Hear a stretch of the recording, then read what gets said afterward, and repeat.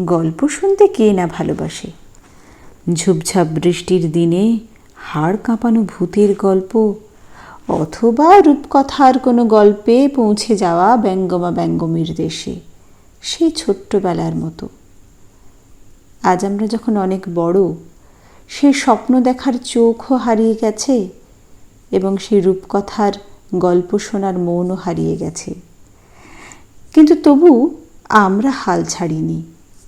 Light house audio book for ব্লাইন্ডের পক্ষ থেকে এই প্রচেষ্টাই করা হয়েছে শারদীয়ার পুণ্যলগ্নে। আমাদের পছন্দের গল্পগুলি যদি আমরা আমাদের কণ্ঠে শুনি, তাহলে নিশ্চয়ই ফিরে যেতে পারবো সেই ছোটবেলায়।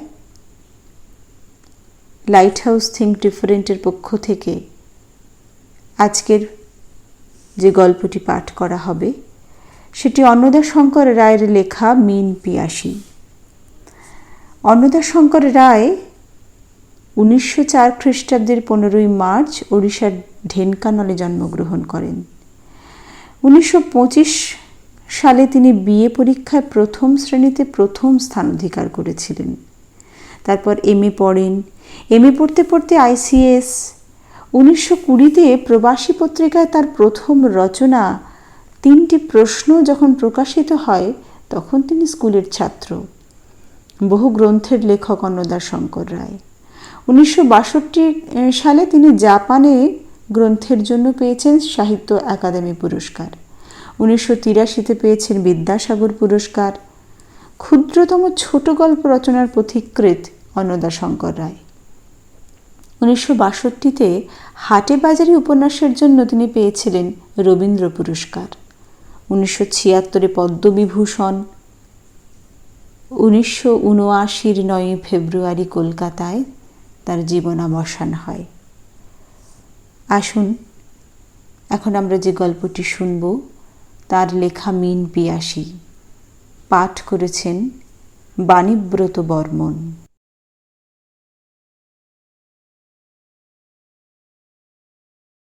সমবয়সিনীর পা ছুঁয়ে প্রণাম করতেই তিনি থতমত খেয়ে পা সরিয়ে নিলেন। রুক্ষস্বরে বললেন, থাক থাক, ও কি ও কি। তারপর মিষ্টি হেসে বললেন, চিনতে পারছি নে তো। চিনতে কি বিমোহনও পারছিল? ওটা হলো আন্দাজে ঢিল। প্রণাম না করে নমস্কার করলে পরে হয়তো পরিতাপ করতে হতো। গুরুপত্নীকে প্রণাম না করে নমস্কার? আগেও 2-1 জায়গায় এই ধরনের ভুল হয়েছে। কি লজ্জা! কিন্তু আন্দাজটাও অকারণ নয়। সেই যে ছেলেটি একটু আগে ওকে দেখেই ছুট দিয়েছিল, সেটি অবিকল ওর মাস্টারমশায়ের ক্ষুদ্র প্রতিকৃতি। খোকার প্রস্থানের পর যার প্রবেশ, তিনি নিশ্চয়ই খোকার মা, সুতরাং গুরুপত্নী, সুতরাং প্রণম্যা। কবে কিশোর বয়সে তাকে একবার কি দুবার দেখেছিল, 25 বছর বাদে তার মুখ মনে থাকার কথা নয়। তা হলেও তার বয়সটা কোনো মতেই তার সমান হতে পারে না। সে কি তবে ভুল মানুষকে প্রণাম করেছে?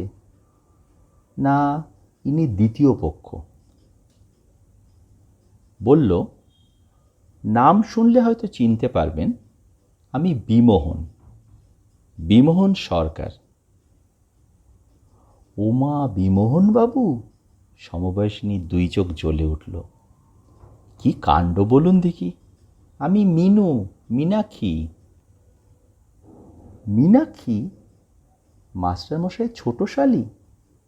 কতবার বাইরে থেকে ওর কণ্ঠস্বর শুনেছে, কিন্তু কোনোদিন একে চাক্ষুষ করেনি। তখনকার দিনে 12-13 বছর বয়সের পর মেয়েদের পর্দার আড়ালে রাখা হতো।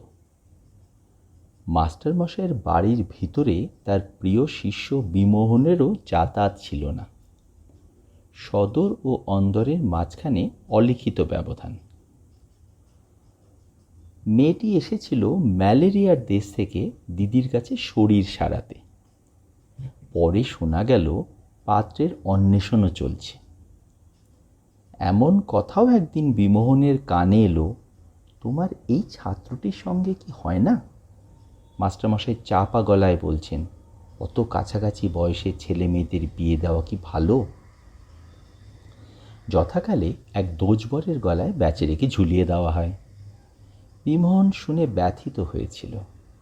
কত কালের কথা, এই সেই মীনাক্ষী, একেই সে ভক্তিভরে প্রণাম করেছে। হাসি পাচ্ছিল বিমোহনেরও। হাসি চেপে গম্ভীরভাবে বিমোহন বলল, আপনিও ইচ্ছা করলে পাল্টা প্রণাম করতে পারেন, কিন্তু আগে বলুন তো মাস্টারমশাই কেমন আছেন? Out of danger? মীনাক্ষী বলল, হ্যাঁ, সংকট কেটে গেছে। ওপরে যেতে যেতে বিমোহন বলল, আমি জানতুম না যে মাস্টারমশাই এখন কলকাতায়। কাল এক বিয়ে বাড়িতে নরেনের মুখে শুনলুম তার গুরুতর অসুখ। অত রাত্রে এসে হাজির হলে তাকেও আপনাদের ডিস্টার্ব করা হতো। রাতটা কোনো মতে কাটিয়ে ভোরবেলা এক পেয়ালা চা খেয়েই বেরিয়ে পড়েছি। জামাইবাবু, মীনাক্ষী বলল, জ্বরের ঘোরে আপনার নাম করছিলেন, কিন্তু আমরা কেউ আপনার ঠিকানা জানতুম না। অবস্থা যদি ভালোর দিকে না যেত, আপনি আজ এসে তাকে দেখতে পেতেন না। গৃহকর্তা বঙ্কিমবাবুর সঙ্গেও পরিচয় হলো। মীনাক্ষীর স্বামী, শুভ্রকেশ, স্থবির ও স্থাবর, তার প্রথম পক্ষের সন্তান সন্ততির সঙ্গেও। বৌমারা মাথায় ঘোমটা তুলে প্রণাম করে সরে গেলেন। মীনাক্ষীর একটিমাত্র কন্যা, সে তার শ্বশুরালয়। তারপর সেই খোকার সঙ্গে আলাপ। মাস্টারমশাইয়ের কনিষ্ঠ দুলাল, নামটিও দুলাল। মাস্টারমশাই সারা কর্মজীবন পশ্চিমে কাটিয়েছেন। পৈতৃক বাড়ি তার কলকাতার কাছেই। এবার চিকিৎসার সুবিধার জন্যে ভাইরাভের বাড়িতে ওঠা। অসুখটা তিনি পশ্চিমেই বাঁধিয়েছিলেন। ঠিকমতো রোগ নির্ণয় হয়নি। নিজে তো চিরদিন নির্বিকার। দিদির চিঠি পেয়ে মীনাক্ষী গিয়ে জোর করে নিয়ে আসে, নইলে এ যাত্রা তার উদ্ধার ছিল না। এখন আর ভয় নেই, তবে দুর্বল। বিমোহনকে যখন মাস্টারমশাইয়ের ঘরে নিয়ে যাওয়া হলো, ততক্ষণে তার পাতকৃত্য সারা হয়েছে। তিনি শুয়ে শুয়ে খবরের কাগজ পড়ছেন। বিমোহনকে দেখে তার মুখ হাসিতে ভরে গেল। সে হাসিতে অসীম স্নেহ, অকপট ভালোবাসা। বিমোহন তার পায়ে হাত দিতেই তিনি আর হাতখানা ছপ করে ধরে ফেলে বললেন, কাছে এসো, এইখানে বসো। তিনি তার হাত ধরে থাকলেন। সে খাটের ওপরে বসল। জানো বিমোহন, মাস্টারমশাই ধীরে ধীরে বললেন, ওরা আমার জন্যে গঙ্গা জল আনিয়ে রেখেছিল, আমার মুখে দেবার জন্যে। বিমোহন চমকে উঠে বলল, তাই নাকি? এত দূর? মাস্টারমশাই মুখে অন্তর্জ্যোতি। আপনাতে আপনি মগ্ন। বললেন, গঙ্গা জলে আমার কি হতো বিমোহন? তাতে কি আমার পিপাসা মিটত? কথাটা কোন অর্থে বললেন বিমোহন ভাবছিল। শুনল, কবিরের দোহা পড়েছ? সেই যে আছে, পানি মে মিন পিয়াসি দেখি লাগত হাসি। তেমনি আমারও দশা।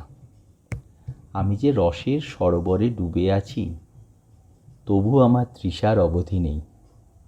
আচ্ছা বিমোহন, তুমি তো ইংরাজি কবিতা ভালোবাসতে, বলো দেখি এর অনুরূপ কোন কবিতা, কোন কবির কবিতায় আছে? বিমোহনের মনে পড়ল না। তার ছাত্রত্ব কবে ঘুচে গেছে। সে তো শিক্ষকতা করে না যে পড়াতে পড়াতে মনে গেঁথে যাবে। ফ্রান্সিস টমসন পড়নি? আচ্ছা শোনো, মনে করিয়ে দিচ্ছি যদি পড়ে থাকো। World invisible we view thee, world intangible we touch thee, world unknowable we know thee, inapprehensible we clutch thee. Does the fish soar to find the ocean, the eagle plunge to find the air? কেমন? কতকটা কবিরের মতো কি না? মাস্টারমশাই তন্ময় হয়ে আবৃত্তি করে যেতে লাগলেন। বিমোহনের একটু একটু করে মনে পড়তে থাকলো, যেন পূর্বজন্মের স্মৃতি। যখন সে স্কুলের ছাত্র, এসব কবিতা তার বোধগম্য নয়, পাঠ্য তো নয়ই। তখনও মাস্টারমশাই তার প্রিয় শিষ্যকে সযত্নে কবিতা বেছে বেছে পড়ে শুনিয়েছেন।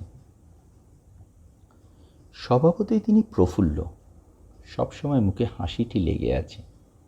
বিমোহন লক্ষ্য করল তার মুখে হাসি, কিন্তু চোখে জল। রোদ আর বৃষ্টি, কি জানি কেন তারও চক্ষু সজল হলো। কবির বললে কি হবে, দেখে হাসি লাগে না, বরং কান্নাই পায়। মাছ জলে বাস করে, জল তার চারদিকে, তবু তার জল তেষ্টা গেল না। কবে যাবে, কিসে যাবে? বিমোহন, নীরবতা ভঙ্গ করলেন মাস্টারমশাই। এক দরজা বন্ধ না হলে আরেক দরজা খোলে না।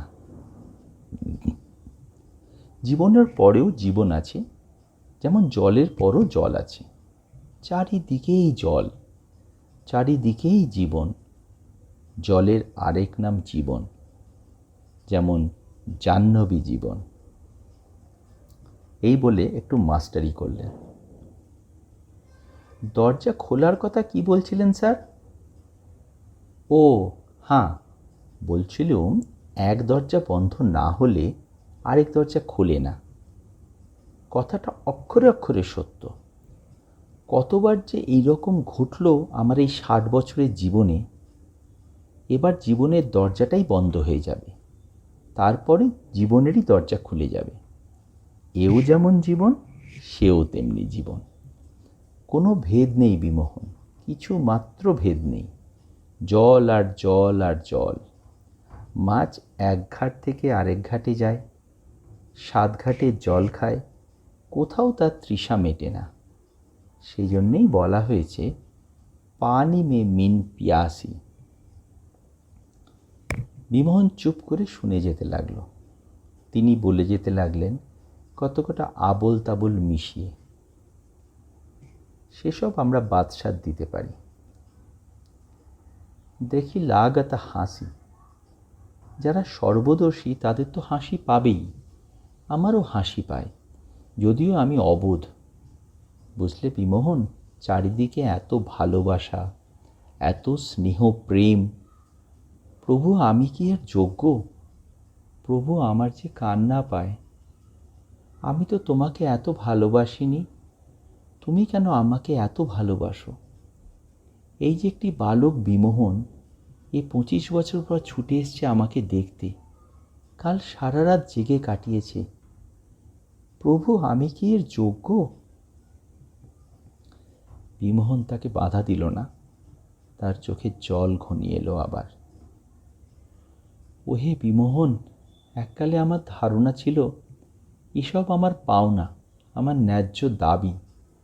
ভালোবাসা 1-6টা কম পড়েছে দেখলে আমি ভীষণ রেগে গেছি, রাগ করেছি, বলেছি এরা অকৃতজ্ঞ। রাগ করে কথা বলা বন্ধ করেছি, ভাত জল বন্ধ করেছি। ভেবেছি এইসব করলে ওরা আমাকে ভালোবাসবে। পাগলামি আর কাকে বলে? প্রভু, তুমি যে ভালোবাসো সে তো তোমার করুণা, তোমার গ্রেস। ওহে বিমোহন, গ্রেস কাকে বলে জানো তো? খ্রিস্টানদের গ্রেস তত্ত্ব তোমাকে আমি একদিন বোঝাবো। আমি যে যোগ্য বলে তুমি আমাকে ভালোবাসো তা নয়, আমি অযোগ্য, তা সত্ত্বেও তুমি আমাকে ভালোবাসো। এত যে ভালোবাসা, তবু আমার পিপাসা মিটল না। এপারে যখন মিটল না, ওপারেও কি মিটবে? আমার তো বিশ্বাস হয় না। রস আমাকে ঘিরে রয়েছে, আমি অরসিক। এরপরে আবার একটু মাস্টারি। বুঝলে বিমোহন, একেই বলে অরসিকেষু রসস্য নিবেদনম। মীনাক্ষী এসে বিমোহনের জন্যে ঠাঁই করে দিয়ে খেতে ডাকল। বিমোহন অনুযোগ করল, এসব কেন, আমি তো চাটা খেয়েই বেরিয়েছি। মীনাক্ষী বলল, চা খেয়েছেন কিন্তু টা খাননি, এখন খেতে আজ্ঞে হোক। চাটা দুই খেতে হবে। ওটা অবশ্য অরসিকেষু রসস্য নিবেদনম নয়। বিমোহন তা প্রমাণ করে ছাড়ল। ওদিকে মাস্টারমশাই সামান্য একটু পথ্য করলেন, ফলের রস। তার দেহ শীর্ণ হতে হতে শয্যায় মিশিয়ে গেছে, যেন বালু শয্যায় শীতের ক্ষীণস্রোতা নদী। তুমি তো জানো শরীর আমার কোনো কালেই পটু ছিল না। এই বলে তিনি নিজেই নিজের সংশোধন করলেন। না না, তা কেন বলবো, ছেলেবেলায় আমি বেশ হৃষ্টপুষ্ট ছিলুম। বড় হয়েও ফুটবল ক্রিকেট খেলেছি, হাই জাম্প লং জাম্প করেছি। কেবল পড়াশোনায় নয়, খেলাধুলায় নাম করেছি। শরীর অপটু হলে কেউ পারে মোমবাতি দুদিক থেকে জ্বালাতে? খেতে খেতে বিমোহন বলল, আপনার কলেজ জীবনের ফটো দেখেছি, গ্রুপ ফটো, হকি স্টিক হাতে, দিব্যি জোয়ান চেহারা। মাস্টারমশাই চোখে মুখে হাসি। শিবপুরের সঙ্গে খেলায় জিতেছি, তামাশা নয়। মিনু মানতে চায় না, বলে ওটা ফটোগ্রাফির ট্রিক। হ্যাঁ, এককালে দারুণ খেলেছি, দারুণ খেটেছি, দারুণ খেয়েছি। কিন্তু তারপর কি হলো শোনো। বিএ পরীক্ষার কদিন আগে আমাদের হোস্টেলের একটি ছেলে টাইফয়েড হয়। সেকালে টাইফয়েডকে লোকে জমের মতো ভয় করত। কেউ তার সেবা করতে যাবে না। আমিও কি যেতুম? গেলুম আমি ডন সোসাইটির সভ্য বলে। সেখানে একজন বিপন্ন আরেকজনকে বাঁচানোর জন্যে প্রাণপণ করবে। চাচা আপনা বাঁচা, এ যদি নীতি হয় তবে দেশ কোনোদিন স্বাধীন হবে না। ওই করেই দেশ গেছে। তারপর? বিমোহন উদ্বিগ্নভাবে জানতে চাইল। তারপর আমারও হলো। বাড়ি নিয়ে যাওয়া হলো আমাকে। অনেক দিন ভুগে উঠলুম, কিন্তু পূর্ব স্বাস্থ্য ফিরে পেতে দেরি হতে লাগলো। চেঞ্জে পাঠিয়ে দেওয়া হলো পশ্চিমে, একটি পাহাড়ি জায়গায়। বিমোহন, আমি জীবনে কখনো পেছিয়ে যাইনি। বারবার মৃত্যুর মুখোমুখি হয়েছি, বারবার বেঁচে গেছি। তবে অক্ষত রয়েছি এমন কথা বলতে পারবো না। ক্ষতিটা শরীরের ওপর দিয়েই গেছে। মনের দিক দিয়ে ক্ষতিপূরণ হয়েছে, চরিত্রের উন্নতি হয়েছে, উপলব্ধির কোটায় মোটা মুনাফা জমেছে। তোমার এই গরিব মাস্টার মহাশয়টিও একজন মিলিয়নিয়ার। খবরদার, ফাঁস করো না কিন্তু, ইনকাম ট্যাক্সওয়ালারা টের পেলে ধরবে। বিমোহনও তার সঙ্গে যোগ দিয়ে হাসল। তার মনে ছিল মাস্টারমশাই তাকে প্রায়ই বলতেন হোস্টেলের ছেলেদের অসুখ বিসুখে এগিয়ে যেতে। বলতেন সেটাও শিক্ষার অঙ্গ। পড়ার ক্ষতি হয় হবে, পরে পুষিয়ে নেওয়া যাবে। অপূরণীয় ক্ষতি হলেও পিছিয়ে যাওয়া উচিত নয়। যারা পিছিয়ে যায় তারা মানুষ হয় না। তিনি তার ছাত্রদের মানুষ করবেন বলেই শিক্ষাব্রত নিয়েছেন। সেভাবেই দেশকে স্বাধীন হতে সাহায্য করছেন।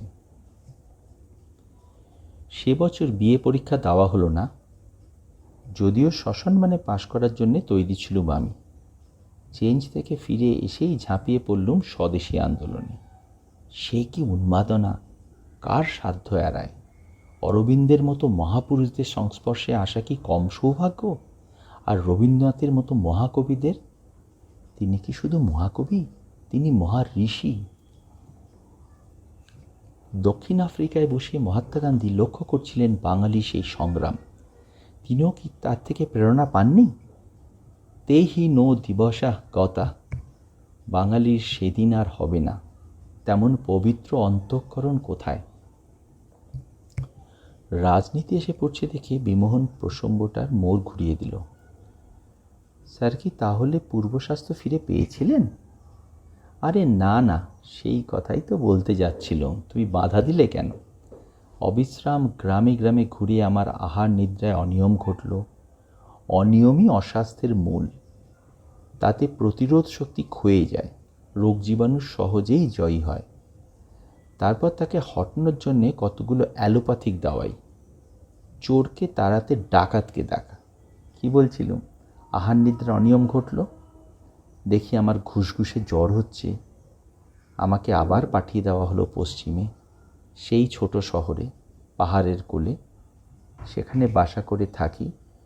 একমাত্র সাথী একটি চাকর, কিন্তু প্রকৃত সাথী যত রাজ্যের বই কাগজ। সবাই ভালোবেসে পাঠায়।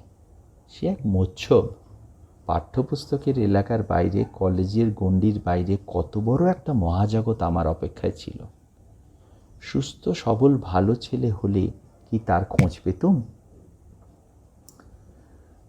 মাস্টারমশাই মনে মনে কি যেন খুঁজলেন, তারপর বললেন, আমার জীবনের উচ্চাভিলাষ ছিল এমএতে সবকটা প্রতিযোগীকে পরাস্ত করে স্টেট স্কলারশিপ নিয়ে বিলেতে যাব।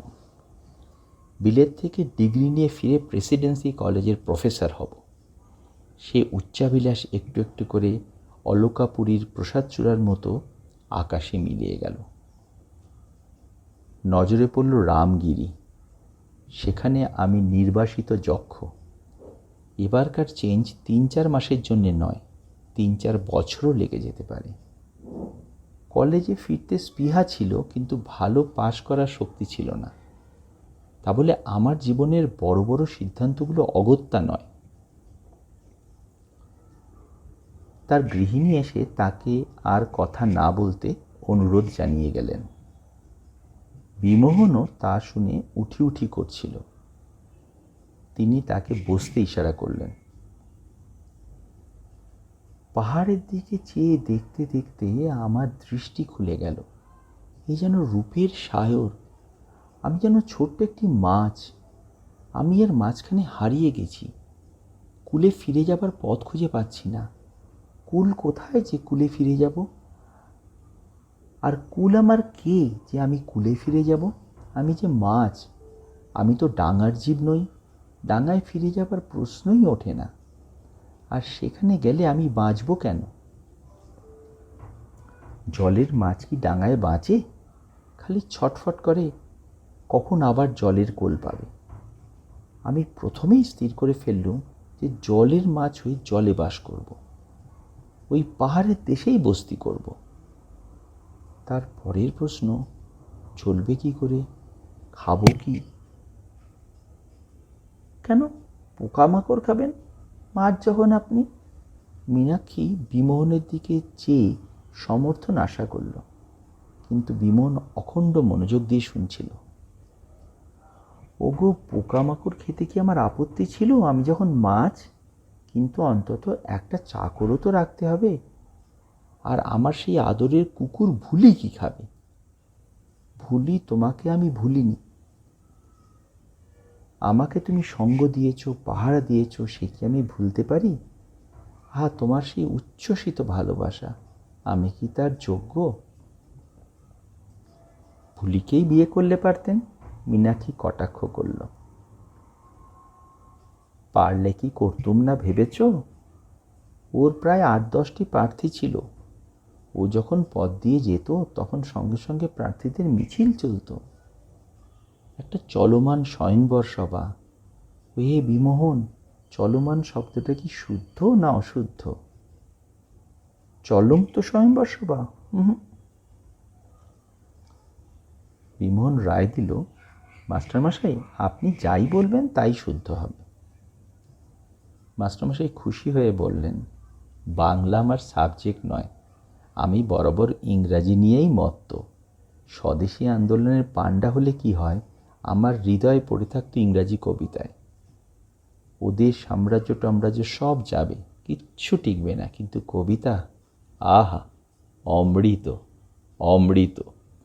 আমি সেই অমৃত সাগরে ডুবে থাকতুম মাছের মতো। বই ছেড়ে আমার উঠতেই গা করতো না। মংরা আমাকে টেনে নিয়ে গিয়ে নাওয়াতো, খাওয়াতো। আহা, মংরার সে কি স্নেহ! কোনোদিন কি ভুলতে পারবো তোমাকে? মংরা, আমি কি তোমার স্নেহের যোগ্য? কি বা দিয়েছি তোমাকে? মাসে 3 টাকা করে মাইনে আর দুবেলা 2 হাঁড়ি ভাত, মাঝে মাঝে হাঁড়িয়া। মীনাক্ষী হো হো করে হেসে উঠল। বিমোহন তাকে বকুনি দিতে গিয়ে হি হি করে হাসল। মাস্টারমশাই ক্ষুণ্ণ হয়ে বললেন, ওটা কি হাসির কথা হলো? যার যা খাদ্য। ইংরাজ বিয়ার খায় শুনলে কেউ হো হো করে? 40 বছর বয়স হলো মীনাক্ষী, এখনো ম্যানার্স শিখলে না? তা শুনে মাস্টারমশাই ছোট ছেলে দুলাল হেসে উঠল। তার মা তাকে ও ঘর থেকে ভাগিয়ে দিলেন। আর বাপকে বললেন, লক্ষ্মীটি এইবার থামো। বিমোহন গাত্রোত্থান করছে দেখে মাস্টারমশাই তাকে আবার ইশারা করলেন গাত্রভার নাবাতে। বললেন, কতকাল পরে এসেছো, বসো একটু। সে বলল, আপনার কষ্ট হচ্ছে? আরে না না, কষ্ট কিসের, এ যাত্রা স্বর্গারোহণ করছি নে, এটা নিশ্চিত। ওরা ভুল আশঙ্কা করেছিল। আমি ঠিক জানতুম যে এখনো আমার যাবার সময় হয়নি। এ পৃথিবী তার আগে আমাকে তার পরম ঐশ্বর্য দেখাবে। আমি সেই ঐশ্বর্য পারাবারের দিকে তাকিয়ে অবাক হয়ে থাকব। কিটসের সেই কবিতা মনে আছে? Or like stout cortege when with eagle eyes he started at the Pacific, and all his men looked at each other with a wild surmise, silent upon a peak in Darien. মাস্টারমশাই শুধু যে আবৃত্তি করলেন তা নয়, অভিনয়ও করলেন। সেই নীরবতা, সেই নীরব চাহিনী। তার ইশারায় বিমোহনও মূকাভিনয় করল, যেন তিনিই কর্টেজ আর সেও মীনাক্ষী কর্টেজের সেনানী। কিছুক্ষণ পরে তিনি পূর্ব প্রসঙ্গে ফিরে এলেন। এই পৃথিবী একদিন আমাকে তার ঐশ্বর্য পারাবারের মিন করবে। আমি তার আনন্দ লীলার সাক্ষী হব। আনন্দ, আনন্দ, চারিদিকে আনন্দ। আমি সেই আনন্দ পারাবারের মিন। যেদিকেই সাঁতার কাটি সেদিকেই আনন্দ। আনন্দ ভিন্ন আর কিছু নেই। নিরানন্দ কোথায় তা দেখতে হলে আনন্দের বাইরে যেতে হয়। কিন্তু আনন্দের বাইরে কি যাওয়া যায়? না, একবার সেই অবস্থায় পৌঁছতে পারলে আর যাওয়া যায় না। আনন্দের ভিতরে আমি, আমার ভিতরে আনন্দ। বাইরে, বাইরে বলে কোনো কথাই নেই। ভেতরে, ভেতরে, সমস্তই ভেতরে। একবার সে অবস্থায় পৌঁছতে পারলে হয় যখন পৃথিবী দেখবে তার পরম ঐশ্বর্য। খেই হারিয়ে গেছিল, বিমন ধরিয়ে দিল। বলল, তাহলে পরীক্ষার আপনি দিলেন না, অথচ আমরা জানি যে আপনি বিএ পাস। পরীক্ষা? তিনি তাচ্ছিল্যের সঙ্গে বললেন, পরীক্ষা একটা দিতে হয়েছিল বই কি। সেই ছোট্ট শহরে একটা মিডল স্কুল ছিল, লাইব্রেরি ছিল না। মাস্টারমশাইরা আমার লাইব্রেরি থেকেই বইপত্র নিয়ে গিয়ে পড়তেন। সেই সূত্রে আলাপ। একদিন তারাই প্রস্তাব করলেন আমি যেন ওখানে ইংরেজির ক্লাস নিই। মাস্টার বলে আমার নামও তাদের খাতায় উঠল। তাতে আমার সুবিধা হলো এই যে আমি প্রাইভেট বিএ পরীক্ষা দেবার অনুমতি পেলাম। পড়া তো আমার আগেই তৈরি ছিল, খাটতে হলো না, শুধু একবার চোখ বুলিয়ে নিতে হলো। তখনকার দিনে বছর বছর পাঠ্য বদলাতো না। পাশ করলুম উইথ ডিস্টিংশন। তখনকার দিনে বিএ পাশে একটা মহিমা ছিল। ডিস্টিংশন শুনলে লোকে সমীহ করত। না চাইতেই আমাকে হেডমাস্টার করা হলো। মিডল স্কুলের হেডমাস্টার বিএ পাস শেখালে ওটা ছিল একটা অপরূপ ব্যাপার। আসলে ওদের মতলব ছিল এক এক করে হাই স্কুলের ক্লাস খোলা, মর্যাদা বাড়িয়ে দেওয়া। হলোও তাই। কয়েক বছর পরে আমি হাই স্কুলের হেডমাস্টার। তাতে আপনারও মর্যাদা বাড়ল, বিমোহন মন্তব্য করল। আমি কি তার পিয়াসী ছিলুম হে?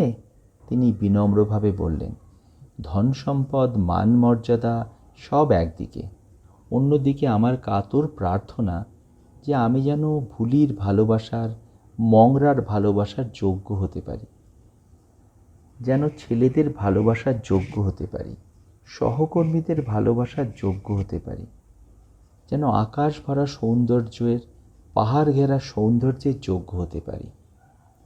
আমার সেই চালাঘরটিকেও নমস্কার করে বলতো, বাসা তুমি তো খাসা, আমি যেন তোমার যোগ্য হতে পারি। এক টুকরো জমিতে আমার বাগান, বাগানকে নমস্কার করে বলতুম, বাগান তুমি আমার নন্দন বন, আমি যেন তোমার যোগ্য হতে পারি। সত্যি বলছি বিমোহন, সেই ঘুষঘুষে জ্বর থেকে মুক্ত হয়ে অবধি আমি সর্বদা সকলের কাছে হাত জোর করেই রয়েছি। তোমরা, আমার ছাত্ররা কি জানতে যে আমি তোমাদেরও মনে মনে নমস্কার করেছি? তোমরা নমস্কার করার পর যে প্রতি নমস্কার সেটা বাহ্য, তার আগেই তোমাদের আন্তরিক নমস্কার করতুম। বিমোহনের চোখ জলে ভরে গেল। সে বলল, কিন্তু আপনি তো খুব কড়া শাসক ছিলেন। আমারই তো কানে টান দিয়ে মাথাটাকে ঘোরাতেন। বেড়াল যেমন করে ইঁদুরকে খেলায়, আপনার হাতও তেমন করে আমার মাথাটাকে খেলাতো। মীনাক্ষী খিলখিল করে হাসল। স্বামী হিসাবেও কম করা নাকি? মাস্টারমশাই হেসে বললেন, স্বামী হলো স্থির মাস্টার। মাস্টারদের দরকার হলে একটু কড়া হতে হয় বই কি। তোমার মাস্টারের মতো অত ভালো মানুষ হওয়া কি ভালো? বিমোহন বলল, স্যার, আমরা জানতুম যে আপনি আমাদের ভালোবাসতেন, তাই আপনার শাসনও আমাদের ভাল লাগত। কান মলার জন্য কান নিষ্পিস করত। ওমা, তাই নাকি? মীনাক্ষীর চোখে কৌতুক।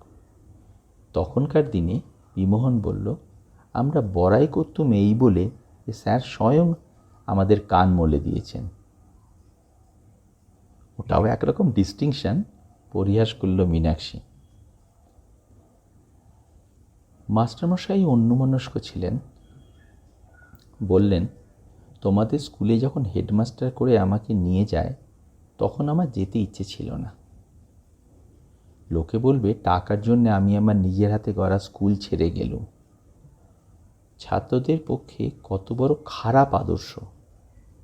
তাছাড়া ছাত্ররাও তো বলতে পারে, স্যার কেন আপনি আমাদের ছেড়ে যাচ্ছেন? টাকার জন্য কি কেউ সন্তানকে ছাড়ে? কি যে অশান্তি বোধ করেছি। আসলে হয়েছিল এই, বাড়ি থেকে বারবার বিয়ের জন্য তাগাদা আসছিল। শরীর যখন নীরোগ তখন বাধা কিসের?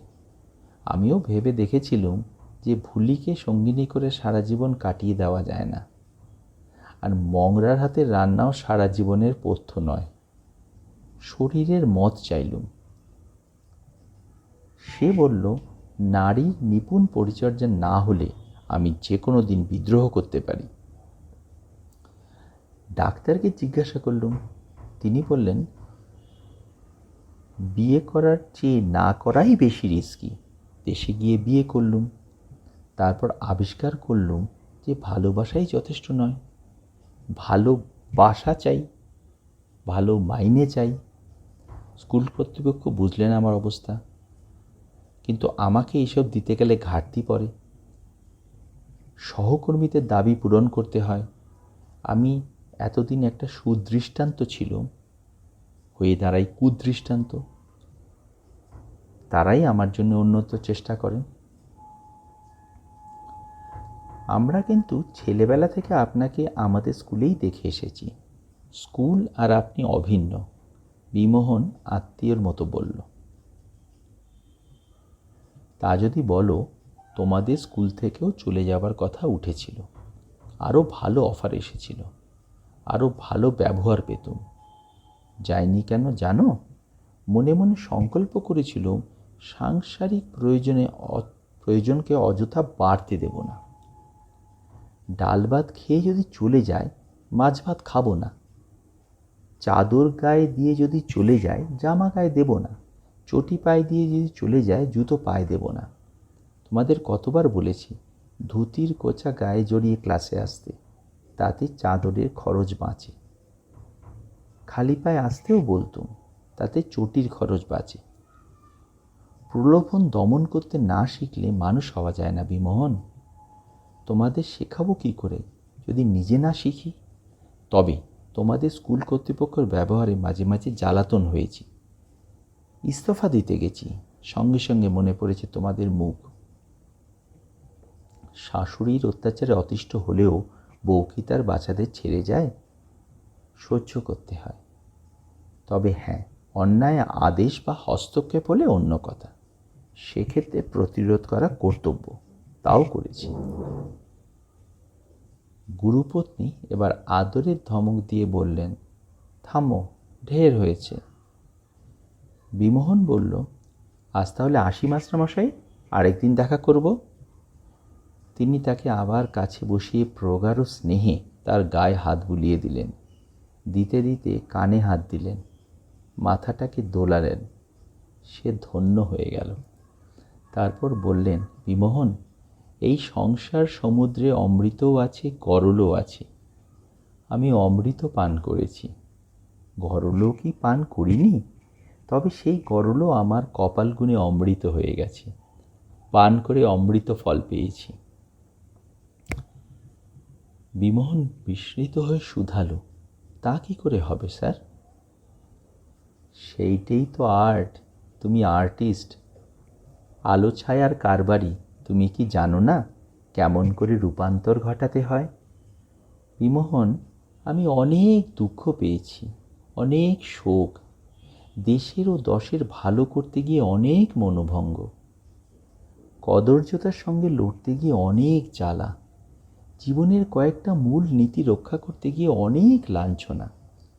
কিন্তু সেসব আমার রসের রসায়নে রূপান্তরিত হয়ে অমৃত হয়ে গেছে। আমার ভিতরে যেন এক পরশমণি আছে, লোহাকেও সে সোনা করে দেয়।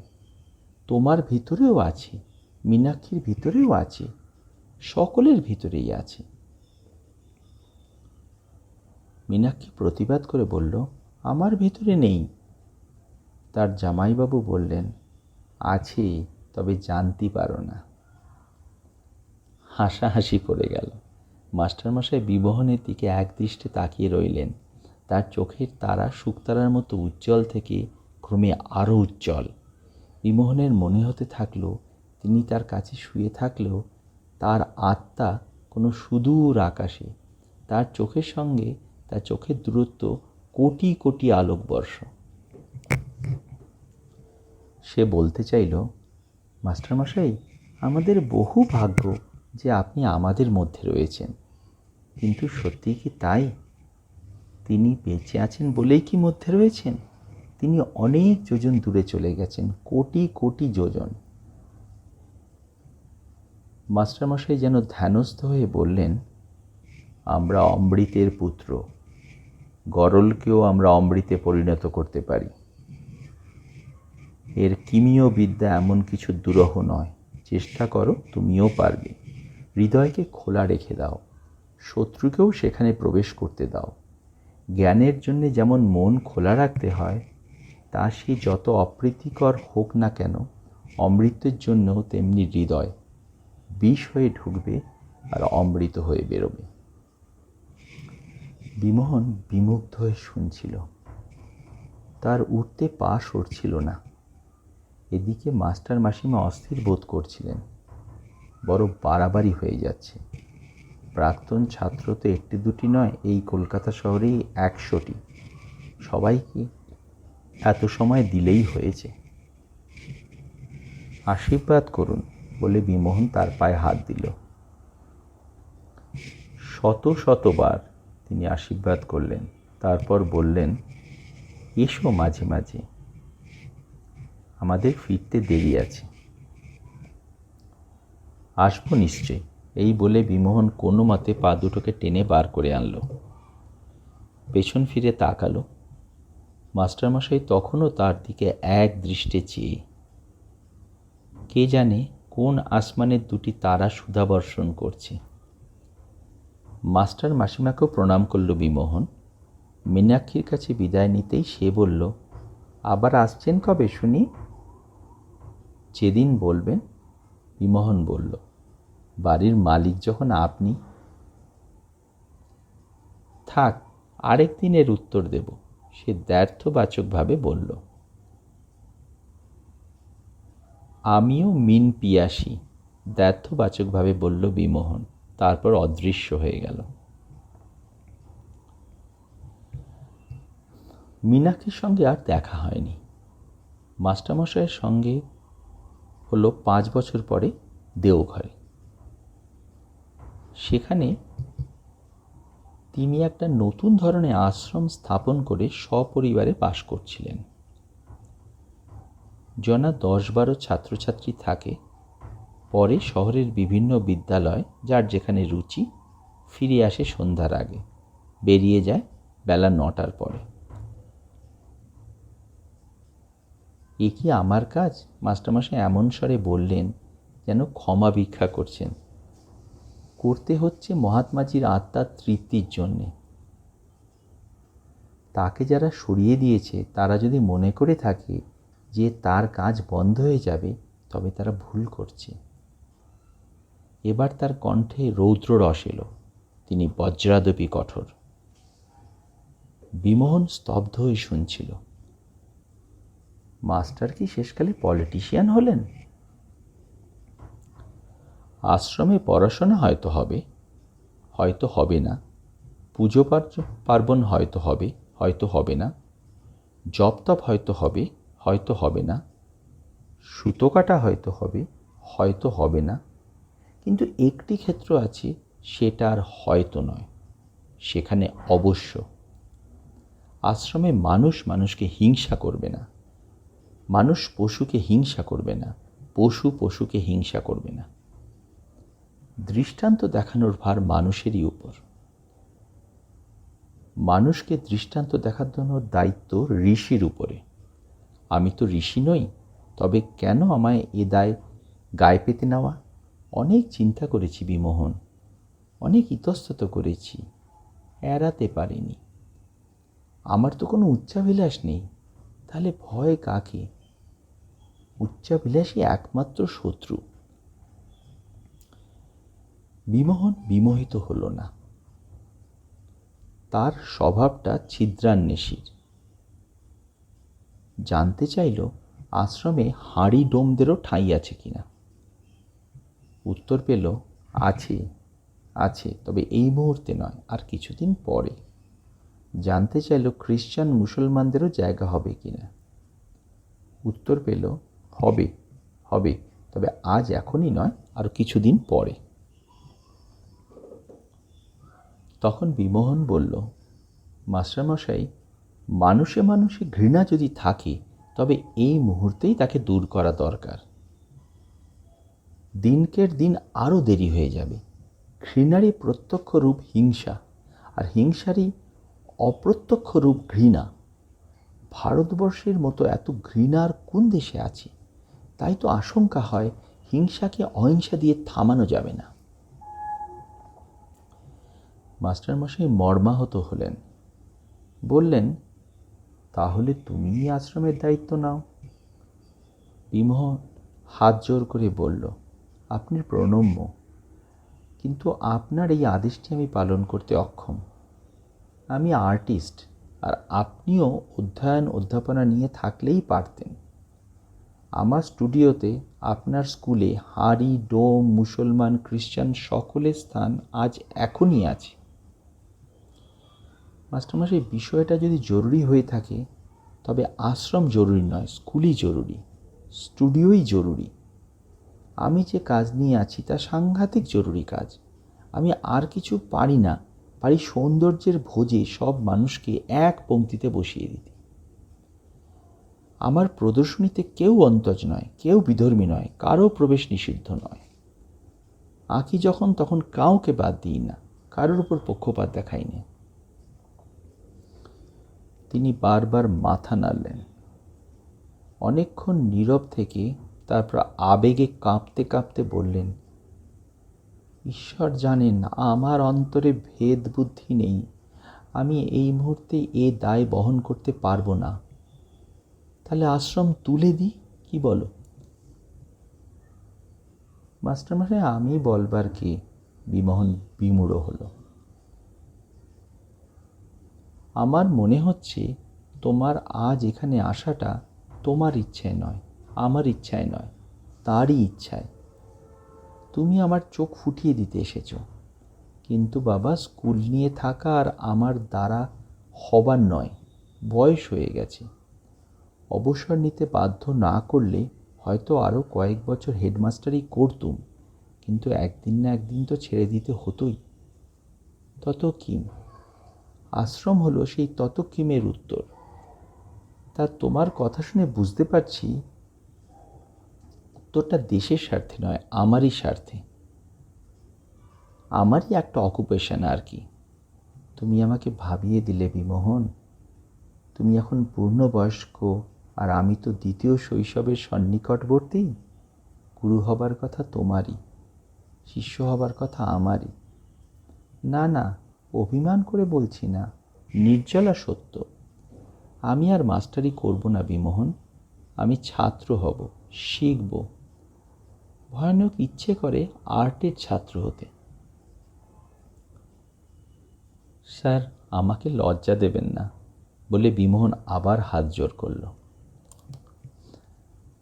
মাস্টারমশাইয়ের চুল একটিও পাকেনি, দাঁত একটিও পড়েনি, শির দ্বারা তেমনই খাড়া, চোখের তারা তেমনই উজ্জ্বল। বার্ধক্যের লক্ষণ কোথায়? তবু বোঝা যায় যে বয়স হয়েছে। বললেন, দেখো বিমোহন, প্রকৃতির সঙ্গে চালাকি খাটে না। বয়স হয়েছে এটা গোড়ায় মেনে নিয়ে তারপরে প্রকৃতির সঙ্গে কথা কইতে হয়। বলতে হয়, প্রকৃতি ঠাকুরন, তোমারও তো বয়স হয়েছে, কেমন করে তুমি এত কর্মিষ্ঠা হলে? জানতে পাই তোমার রহস্য? রহস্য আর কিছু নয়, ছন্দ। যে বয়সের যে ছন্দ, এ বয়সের একটা ছন্দ আছে, সেটা আবিষ্কার করতে পারলে বয়সের দ্বারা পরাস্ত হয় না। আমাকে সেটা আবিষ্কার করতে হবে, তাহলে আর দ্বিতীয় সেই শৈশবে ফিরে যাব না, আরও পূর্ণবয়স্ক হব। ব্রাউনিং মনে আছে?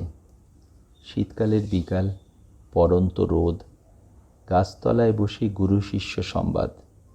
মাস্টারমশাই উদ্দীপ্ত কণ্ঠে আবৃত্তি করতে আরম্ভ করলেন।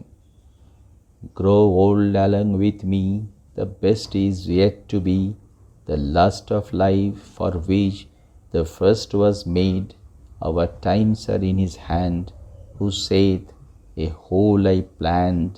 Youth shows but half. Trust God, see all, nor be afraid. অস্তর আগের 6টায় মাস্টারমশাইয়ের মুখ অপূর্ব সুন্দর দেখাচ্ছিল। তিনি যেন অন্য কোনো জগতের অধিবাসী। তার চোখে অপার্থিব আভা। আবৃত্তি সারা হলে কিছুকাল মৌন থেকে বললেন, ওহে বিমোহন, আমাকে সমস্তটাই দেখে যেতে হবে। বিমোহনের মনে পড়ল, সে বলল, স্যার, সেই যে সেবার বলেছিলেন পৃথিবী আপনাকে তার পরম ঐশ্বর্য দেখাবে, আপনি হবেন আনন্দ পারাবারের মিন। তিনি তদ্গত হয়ে স্মরণ করলেন, হ্যাঁ, পৃথিবীর সঙ্গে আমার সেই রকমই কথা আছে। সে কি কথা রেখেছে? আশায় আশায় আছি, যতক্ষণ শ্বাস ততক্ষণ আশ। একটুখানি আভাস কি তার পেয়েছেন স্যার পরম ঐশ্বর্যের? তা কি আর পাইনি? এই তো সেদিন দেখা গেল, পিস্তলের গুলি বুকে বিঁধছে, সাধুর সেদিকে ভ্রুক্ষেপ নেই। তিনি বলছেন, হে রাম, হে রাম। অন্তরে অসীম প্রেম, নয়নে অশেষ ক্ষমা। পৃথিবীকে বলি, পৃথিবী, এর পরেও কি তুমি বেঁচে থাকতে বলো? দেখাতে পারবে আরও মহান দৃশ্য? পৃথিবী উত্তর দেয়, বেঁচে থাকলে দেখবে, তাই তো বেঁচে আছি, নইলে বাঁচতে কে চায় বলো? আমার জীবনটাই যে ব্যর্থ। বিমোহন স্তম্ভিত হল। সে কি মাস্টারমশাই? বিমোহন, দুঃখে সুখে আমার ভিতরটা ঝাঁঝরা হয়ে গেছে। সেই শতচ্ছিদ্র গাগরি দিয়ে আমি শ্রীরাধার মতো যমুনার জল ভরেছি। আনন্দ? হ্যাঁ, আনন্দ এরই নাম। আনন্দ পেয়েছি, তবু যখন পিছন ফিরে তাকাই তখন দেখি জীবনটা নিয়ে কত কি করতে পারা যেত, কি এমন করা গেল। বঙ্গভঙ্গ রদ করার জন্য চিরকালের মতো স্বাস্থ্যভঙ্গ হলো, কিন্তু হলো কি তা রদ? 40 বছর পরে আবার জেকে সেই, বরং আরও খারাপ। বঙ্গভঙ্গের উপর ভারতভঙ্গ, কই রদ করার জন্য কেউ আমাদের যুগের মতো ত্যাগব্রত নিয়েছে, তপস্যা করেছে? কোথাও সত্যিকারের বেদনা দেখেছ? তাহলে কেন আমরা জীবন ক্ষয় করলুম? কার জন্যে করলুম? যা অনিবার্য তাই যদি হবে, তবে নিবারণের জন্যে কেন এই জীবনপাত? বিমল সান্ত্বনা দিতে যাচ্ছিল, তিনি তাকে নিরস্ত করে বললেন, জানি তার ফলে স্বাধীনতা সুগম হয়েছে, কিন্তু স্বাধীনতার স্বরূপ তো দেখছ। প্রত্যেকটি স্কুলে বাবুয়ানার বান ডেকে চলেছে। আমরা তাহলে আধ পেটা খেয়ে খালি গায়ে থেকে খালি পায়ে হেঁটে কার কি মঙ্গল করলুম? নিজেদের কিছু খরচ বাঁচে এই কি ছিল আমাদের ফন্দি? তাহলে আজ আমাদের চালচুলো নেই কেন? একটা আদর্শের জন্যে বিত্ত উৎসর্গ করে কি ফল হয়েছে শুনবে? মেয়ে বলছে আমার ভালো বিয়ে দিতে পারতো, বাবা টাকা ছিল না, টাকার জন্যে চেষ্টা ছিল না, তাই হলো না। ছেলে বলছে আমার ভালো চাকরি হতে পারতো, বাবার টাকা ছিল না, টাকার জন্যে চেষ্টা ছিল না, তাই হলো না। ওরা এখন কোমর বেঁধে উঠে পড়ে লেগেছে, টাকা করবে, ওদের ছেলেদের যাতে ভালো চাকরি হয়, মেয়েদের ভালো বিয়ে হয়। আমার আশ্রমে আমার নিজেরই নাতি নাতনি নেই। লজ্জায় লোকের কাছে মাথা হেঁট হয়ে যায়। মাস্টারমশাই বিমোহনের ওজর আপত্তি কানে তুললেন না। বললেন, না বিমোহন, আমি আত্মপ্রতারণা করব না। আমার যুগ গেছে, আমি পিছনে পড়ে আছি, আমিও একদিন যাব। তবে যাবার আগে দেখে যাব পৃথিবী আমাকে কি দেখাতে চায়। দেখে আনন্দের সঙ্গে চলে যাব, আনন্দের সাগরে।